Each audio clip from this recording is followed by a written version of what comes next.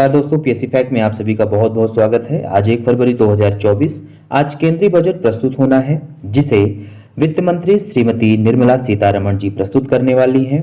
यह अंतरिम बजट है। अंतरिम बजट इसलिए क्योंकि इसी वर्ष लोकसभा में चुनाव है। अगले क्रम में दोस्तों देखते हैं एमसीक्यू, बजट से संबंधित कुछ महत्वपूर्ण फैक्ट और कुछ महत्वपूर्ण प्रश्न जो हर बार किसी न किसी एग्जाम में पूछे जाते हैं। ये पूरा का पूरा एमसीक्यू स्टैटिक जीके से संबंधित है। तो चलिए शुरू करते हैं। सबसे ज्यादा बजट पेश करने का रिकॉर्ड किसके नाम है? तो मोरारजी देसाई जी के। किस साल बजट प्रिंट नहीं कराया गया? तो 2021, जिसे पेपरलेस भी कहा जाता है। 1 फरवरी को पेश किया जा रहा है, तो वर्ष 2017 से। बजट कौन पेश करता है? वित्त मंत्री। अगला प्रश्न है, रेल बजट अलग से पेश करने की परंपरा किस वर्ष बंद हुई? तो वर्ष 2017 में। कब से हिंदी में बजट प्रिंट हो रहा है? 1956 से। भारत में पहला बजट कब पेश किया गया था? 1860 में। बजट छपाई से पहले कौन सी रस्म निभाई जाती है? तो इसे हलवा सेरेमनी भी कहा जाता है। अगला प्रश्न है, प्रधानमंत्री रहते हुए इनमें से किसने बजट पेश किया? जवाहरलाल नेहरू, इंदिरा गांधी और राजीव गांधी। इन तीनों ने ही प्रधानमंत्री रहते हुए बजट पेश किया। साल 1980 से बजट पेपर की छपाई कहाँ होती है? तो नॉर्थ ब्लॉक, दिल्ली। आर्थिक सर्वेक्षण कब पेश किया जाता है? तो बजट से एक दिन पहले। भारत में किस महिला नेत्री ने पहली बार बजट पेश किया? तो श्रीमती इंदिरा गांधी जी ने। लंबा बजट भाषण देने का रिकॉर्ड श्रीमती निर्मला सीतारमण के नाम है। देश के कौन से वित्त मंत्री बाद में राष्ट्रपति बने? तो प्रणब मुखर्जी जी। किस वित्त मंत्री ने एक भी बजट पेश नहीं किया? केसी नियोगी जी ने। निम्नलिखित में से कौन भारत का पहला पेपरलेस बजट रहा? तो राज्य बजट 2021-22। राजस्व घाटे की अपेक्षा राजकोषीय घाटा सदैव अधिक होता है। तो राजस्व घाटे की अपेक्षा राजकोषीय घाटा सदैव अधिक रहता है। केंद्रीय बजट के बारे में निम्न कथन सत्य हैं। तो कथन है, एक अंतरिम बजट एक पूर्ण बजट के समान एक पूर्ण वित्तीय विवरण देता है।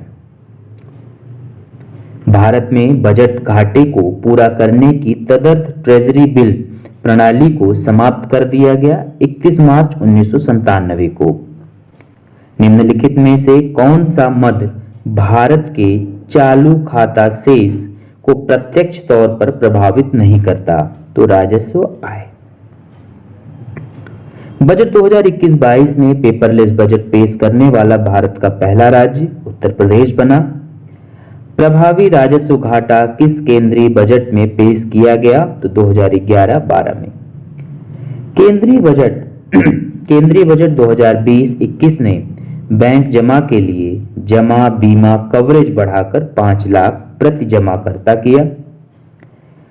वित्तीय वर्ष को बदलकर जनवरी से दिसंबर तक करने वाला पहला भारतीय राज्य मध्य प्रदेश हुआ।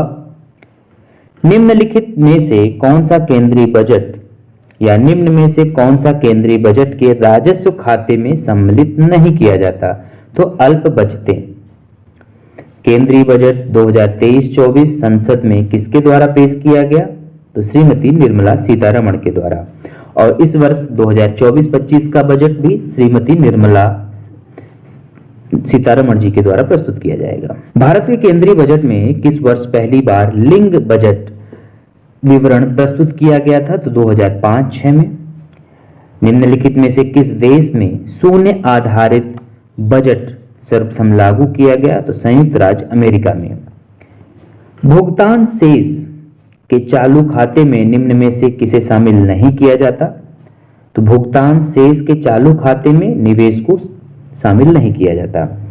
भारत में पहला बजट कब पेश किया गया था? 18 फरवरी 1860 को।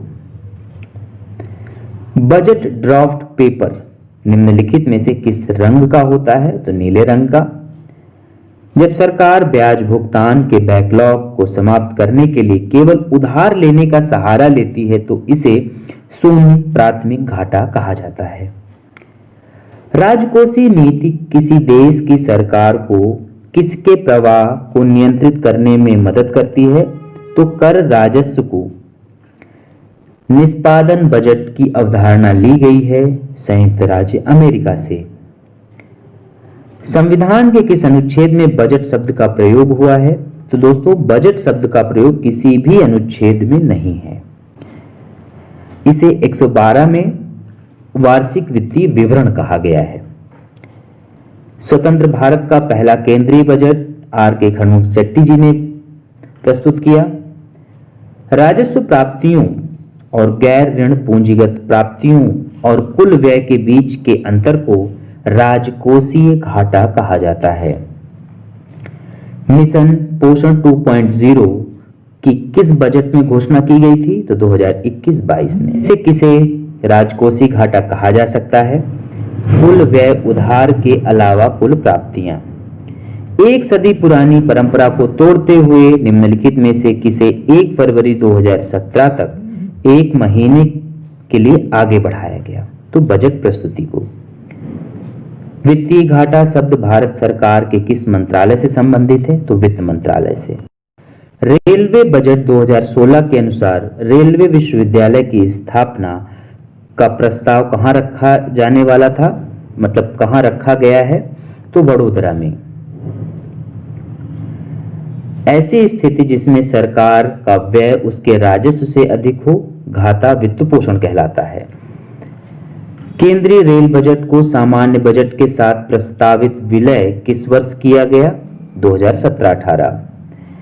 सबसे अधिक बार बजट पेश करने का रिकॉर्ड मोरारजी देसाई जी के पास है। राजकोषीय नीति की अवधारणा मूल रूप से जॉन मेनार्ड कीन्स के विचारों पर आधारित है। भारत में राजकोषीय नीति वित्त मंत्रालय के द्वारा तैयार की जाती है। इनमें से किसे इस प्रकार परिभाषित किया जाता है? बेहद तरल संपत्तियों का वह हिस्सा जिसे वित्तीय संस्थानों द्वारा अल्पकालीन दायित्वों की पूर्ति करने की वर्तमान क्षमता को सुनिश्चित करने के लिए रखा जाता है। तरलता आवृत्त अनुपात। पूंजीगत व्यय में पर्याप्त वृद्धि या राजस्व की वजह घाटा बनता है। तो पूंजीगत व्यय में पर्याप्त वृद्धि या राजस्व की वजह घाटा बनता है राजकोषीय घाटा। बजट की घोषणा के लिए प्रस्तुत पारिभाषिक शब्द निम्न में से कौन सा है? तो वार्षिक वित्तीय विवरण। ऐसी स्थिति जहां सरकार का खर्च उस राजस्व से अधिक हो क्या कहलाता है? बजट घाटा। जब लोगों को बजट के माध्यम से वित्त पोषित किया जाता है और सार्वजनिक वस्तुओं को किसी भी प्रत्यक्ष भुगतान से मुक्त उपलब्ध कराया जाता है तो इस व्यवस्था को सार्वजनिक व्यवस्था कहा जाता है। अंतरिम बजट को क्या कहा जाता है? तो सांविधानिक बजट और दैहिक बजट, इन दोनों उपनामों से भी जाना जाता है। भारत का वित्तीय वर्ष कब से प्रारंभ होता है? 1 अप्रैल से। बजट एक लेख पत्र है सरकार की राजकोषीय नीति का। अगला प्रश्न है, शून्य आधारित बजट का क्या अर्थ है? हर बार बिल्कुल नए सिरे से बजट तैयार करना। शून्य आधारित तकनीक किस देश की देन मानी जाती है?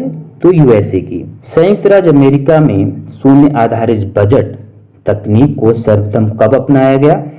तो 1977 में। भारत में शून्य आधारित बजट किस वर्ष के वार्षिक बजट में अपनाया गया था? तो 1987-88 में। भारत में सर्वप्रथम किस राज्य में शून्य आधारित बजट तकनीक को अपनाया गया? तो आंध्र प्रदेश में। भारत में शून्य आधारित बजट प्रणाली कब अस्तित्व में आई? तो 7वीं पंचवर्षीय योजना में। वार्षिक वित्तीय विवरण बजट संसद के दोनों सदनों के समक्ष पहुंचाया जाता है राष्ट्रपति के द्वारा। केंद्र सरकार के बजट के चालू खाते में व्यय को या व्यय की सबसे बड़ी मद है केंद्रीय आयोजन। केंद्र सरकार का गैर योजना व्यय का अंग नहीं है विज्ञान एवं तकनीक विकास हेतु आवंटन। सरकार की कुल कर आय में सर्वाधिक योगदान केंद्रीय आबकारी कर का है। केंद्रीय या संघीय बजट को अधिनियम आय प्राप्त होती है कारपोरेट कर से। निम्नलिखित में से कौन सा स्रोत संघ सरकार का स्रोत नहीं है? तो व्यापार कर। तो दोस्तों ये रहे केंद्रीय बजट से संबंधित कुछ महत्वपूर्ण एमसीक्यू। आशा करते हैं आपको ये वीडियो पसंद आए।